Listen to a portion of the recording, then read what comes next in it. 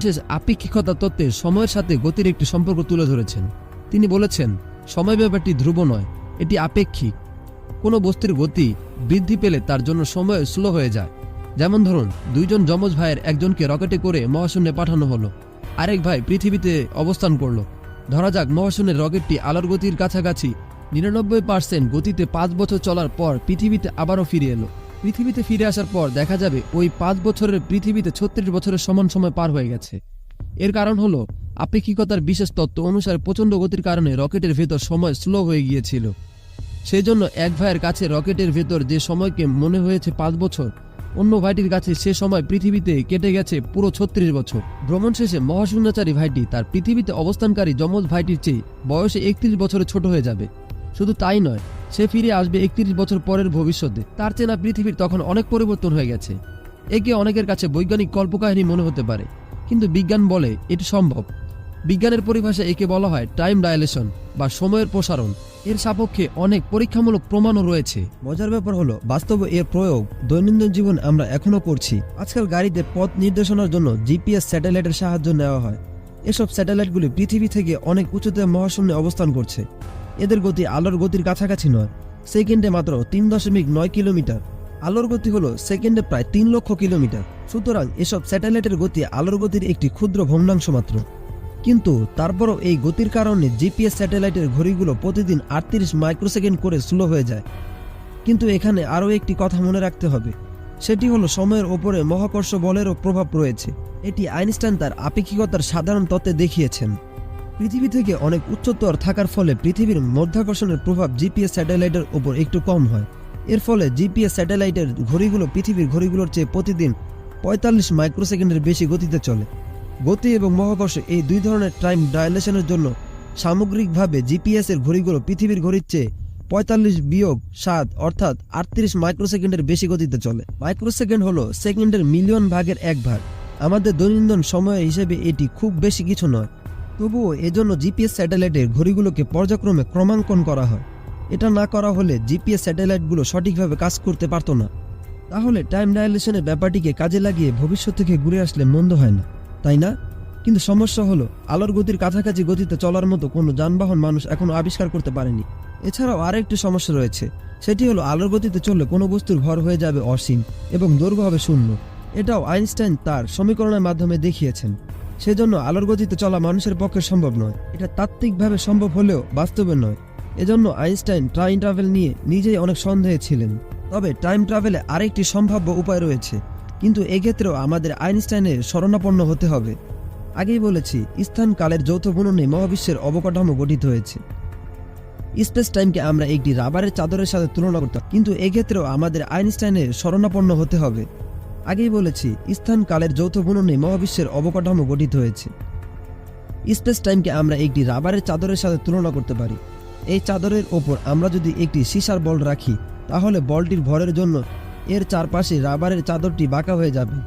ঠিক তেমনভাবে সূর্যের ভরের জন্য তার চারপাশের স্পেস টাইমের মধ্যে এক ধরনের বক্রতার সৃষ্টি হয়েছে, আর সেটিকে অনুসরণ করেই পৃথিবী সহ অন্যান্য গ্রহ সূর্যকে কেন্দ্র করে প্রদক্ষিণ করছে। ঠিক একইভাবে সূর্য প্রদক্ষিণ করছে মিল্কি ওয়ে গ্যালাক্সির কেন্দ্রকে ঘিরে। যে বস্তুর ভর যত বেশি হবে, তার চারপাশে বক্রতার পরিমাণও তত বেশি হবে। সেজন্যই তার মহাকর্ষ বলও তত বেশি হবে। এমনভাবে আইনস্টাইন তার সাধারণ আপেক্ষিকতা তত্ত্বে মহাকর্ষ বলের ব্যাখ্যা দিয়েছেন। এরকম যুগান্তকারী ধারণা আইনস্টাইনের আগে আর কারো মাথায় আসেনি।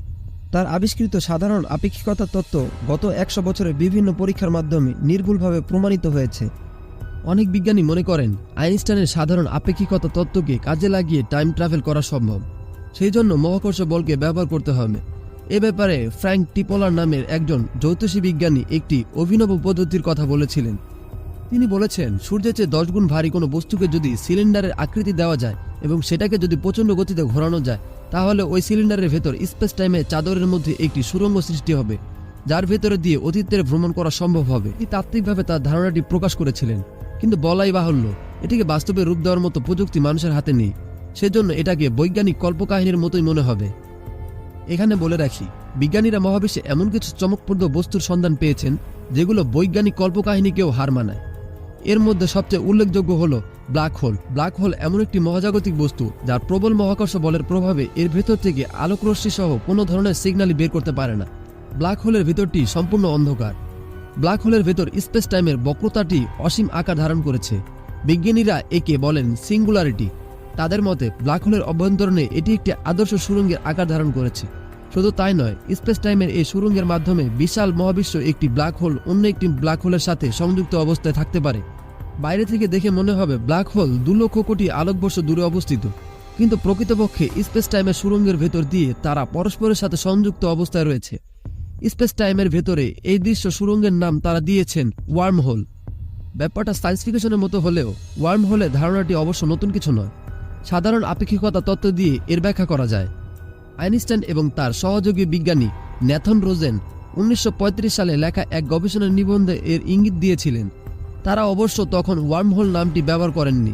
বিজ্ঞানী মহলে তখন একে আইনস্টাইন রোজেন ব্রিজ নামে আখ্যায়িত করা হতো। অনেক বিজ্ঞানী ওয়ার্ম হোলকে মহাবিশ্বের এক স্থান থেকে অন্য স্থানে যাওয়ার শর্টকাট রাস্তা মনে করেন। তাদের মতে ওয়ার্ম হোলের ভিতর দিয়ে পরিভ্রমণ করে সম্পূর্ণ ভিন্ন স্থানে এবং ভিন্ন সময়ে গিয়ে উপস্থিত হওয়া সম্ভব, যদিও এ ব্যাপার নিয়ে বাস্তবে পরীক্ষা নিরীক্ষা করার সুযোগ এখনও আসেনি। আরেক দল বিজ্ঞানী মনে করেন গবেষণাগারে প্রচণ্ড শক্তিশালী মহাকর্ষ বলের ক্ষেত্রে সৃষ্টি করে স্থানকালের চাদরের মধ্যে কৃত্রিম সুড়ঙ্গ তৈরি করে তার ভিতরে দিয়ে অতীতে ফিরে যাওয়া যাবে। তবে এতটা শক্তিশালী মহাকর্ষ বল সৃষ্টি করার মতো প্রযুক্তির মানুষের হাতে এখনও নেই, তবে ভবিষ্যতে হলেও হতে পারে বলে অনেক বিজ্ঞানী মনে করেন। প্রথমে বলেছি, সময়ের মাঝে পরিভ্রমণ নিয়ে সাধারণ মানুষের মধ্যে কৌতূহলের সীমা নেই। সেটি মাঝে মাঝে বিজ্ঞানীদের মধ্যেও পরীক্ষিত হয়। তবে এ ব্যাপারে কিছু প্যারাডক্স রয়েছে, সেগুলো একটু আলোচনা করা দরকার। যেমন ধরুন, কেউ যদি অতীতে ফিরে গিয়ে তার নিজের দাদাকে ছোট বয়সে হত্যা করে আসে, তাহলে কি হবে? তাহলে তো তার নিজের বাবার জন্মই হবে না এবং ফলে তার নিজেরও জন্ম হবে না। তাহলে সে তার দাদাকে হত্যা করলো কিভাবে? টাইম ট্রাভেলের ক্ষেত্রে একে বলা হয় গ্র্যান্ডফাদার প্যারাডক্স। তারপর ধরুন, আমরা ভাবছি ভবিষ্যতের মানুষ টাইম ট্রাভেলে করার মতো প্রযুক্তি অর্জন করবে। তাহলে এতদিনে ভবিষ্যৎ থেকে বেশ কিছু মানুষের অতীতে অর্থাৎ আমাদের বর্তমানে চলে আসার কথা ছিল, কিন্তু তাদেরকে কোথাও তো দেখা যাচ্ছে না। সেজন্য অনেক বিজ্ঞানী বলেন টাইম ট্রাভেল ব্যাপারটি তাত্ত্বিকভাবে সম্ভব হলেও বাস্তবে বেশ গোলমেলে। পদার্থবিদ এবং জনপ্রিয় বিজ্ঞানী লেখক ডক্টর মিচিও কাকুর মতে করার মতো প্রযুক্তি মানুষ এখনো আয়ত্ত করতে পারেনি। আজকের আয়োজন ছিল এই পর্যন্তই। ধন্যবাদ আমাদের ভিডিওটি দেখার জন্য। আমরা আশা করি অনেক কিছু শিখেছেন। যদি আপনার এ বিষয়ে আরও কোনো প্রশ্ন থাকে বা নতুন কোনো প্রশ্ন জানতে চান, তাহলে নিচে কমেন্ট করুন। ভিডিওটি ভালো লেগে থাকলে লাইক এবং শেয়ার করতে ভুলবেন না।